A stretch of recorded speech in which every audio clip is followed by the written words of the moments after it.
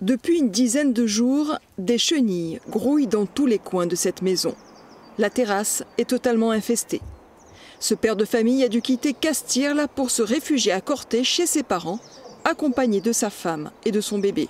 Avec un nourrisson de 3 mois et demi, c'est compliqué de vivre au milieu des chenilles. Apparemment, les services de l'État peuvent dire qu'ils sont inoffensifs pour l'homme, mais ils se trompent. Ils se trompent, ça fait des rougeurs, ça donne la gratte.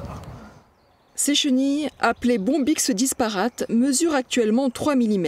Mais à la fin de leur croissance, elles vont atteindre 5 à 7 cm pour ensuite se transformer en papillons. Les feuilles des chênes sont leur nourriture de prédilection, mais elles peuvent aussi avoir d'autres végétaux à leur menu. Cette invasion de chenilles s'est déjà produite l'année dernière dans le centre corse.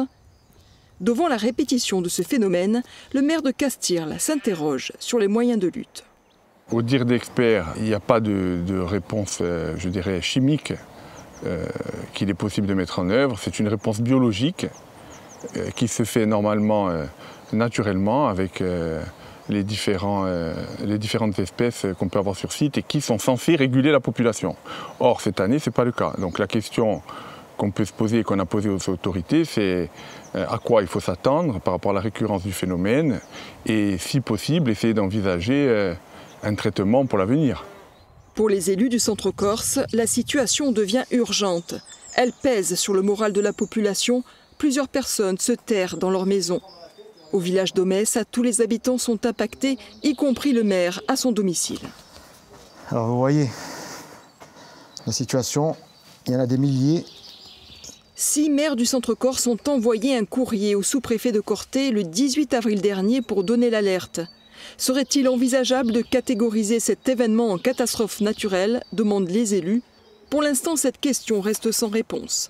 Un dossier a également été constitué auprès de l'ARS, l'Agence régionale de la santé. On a eu des premiers cas le week-end dernier d'administrés qui ont des boutons, des démangeaisons. Donc on a fait un signalement à l'ARS qui nous demande de rassembler tous les documents pour pouvoir étudier le cas. Selon les experts, les pullulations de chenilles durent rarement plus de 2 ans, mais la population du centre corse redoute déjà le printemps 2026.